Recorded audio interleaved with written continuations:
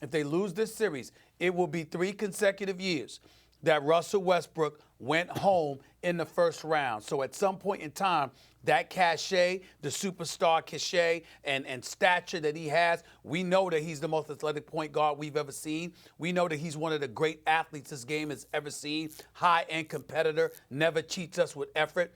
But because of the things that I mentioned previously, those things are going to usurp the positives that we're saying about him. And as a result, all the ire and the frustration is going to be pointed solely in his direction. If the Thunder lose this series, will Westbrook shoulder all the blame? No, because of Paul George's shoulders. I mean, we saw this from Paul George. We saw it coming. He was having an MVP caliber year. Westbrook, I always thought, if he could only hit shots, we wouldn't be sitting here dissecting his psychology all the time. If he could just shoot it, but he can't. He's not a good shooter. He had 1 year where he shot it really well, or for him, 34% from 3. But as a volume shooter, he is not a good one. Not only does he take bad shots, but he can't hit good ones oftentimes from the field.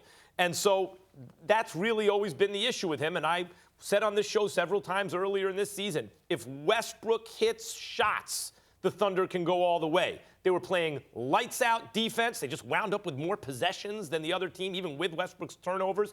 And Paul George is an MVP-caliber player. And you know what? They could do it if he hit shots. But instead, it went the other way. His shooting got even worse. But you can't say he shoulders all the blame when Paul George's shoulders have resulted in him not hitting shots. Let's take game 1. What'd they lose by? 4 or 5 points? What did Paul George shoot? 5 points. He shot 4 from 15 from 3. Why is that significant? Shoot 6 from 15 from 3. Shoot 40% from 3. Like, hit some shots. You win by a point. I know it doesn't exactly work out that way, but you get the idea. He had another really bad shooting game.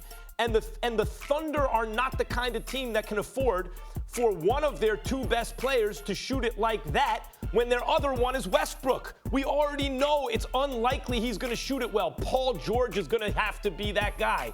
And when he's not, it's tough. Not Paul George's fault. His shoulders are messed up. First the one, then the other. But we see his season, 2 distinct parts. MVP caliber, shoulder injury, no longer MVP caliber. You cannot put all of this on Westbrook. Wait, I'm fascinated by the answer to this question based upon both of your answers. Stephen A., let me highlight something you said and ask the obvious follow-up. Westbrook has not made it out of the first round since KD left. You pointed that out. It'll be 3 straight seasons of first-round exits. Can you win in the NBA with your team led by Russell Westbrook? It appears to be no at this particular moment in time. It appears to be not if Russell Westbrook is your number 1 option, not if he's your leader. Nobody would would question the talent of Russell Westbrook. We know he's an elite talent. He's superstar caliber talent. But when you play the point guard position and you're ball dominant, meaning you're running the offense and most of the stuff is in your hands, that means the decision making is also on your shoulders, not just your prowess as an athlete and as an individual talent. How the team does matters. For example, we could take it off the court. Paul George plays well in game 3. They win game 3. At the end of the game, Russell Westbrook's been saying next question to a particular reporter. Paul George, one of the nicest human beings you could ever encounter, who has never been known, ever, to have any kind of problem with the media, to my knowledge.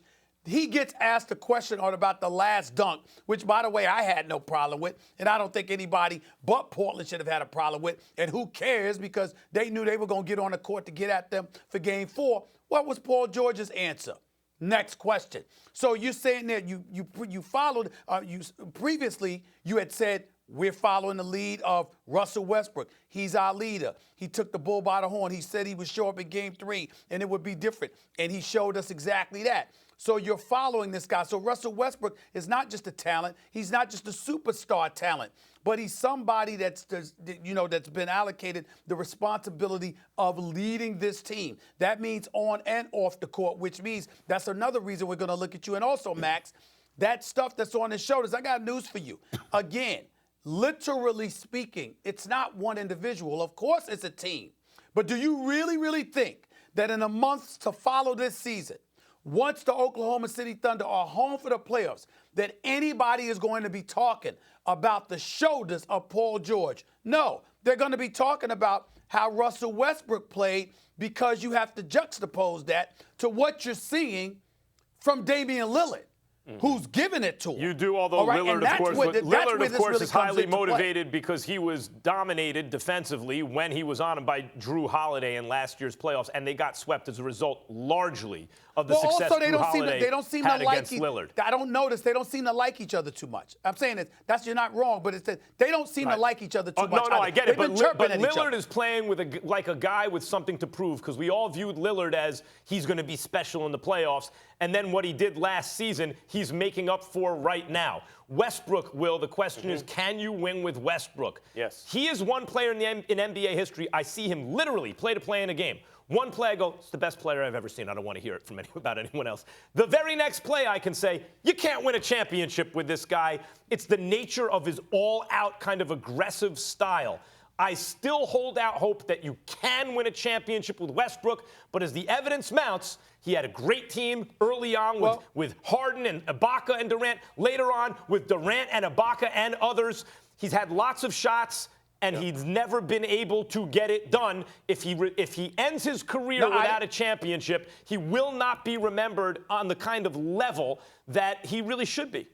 Right. And but let's be clear about what I'm saying. I'm not saying that you can't win with Russell Westbrook. I want Russell Westbrook on my team. I'm saying he can't be the number one option. Right. And that leads, and we'll have to leave it here and come back to it another time. That leads to the obvious next question is, can Russell Westbrook follow? Can he be a number two and therefore be on a championship team?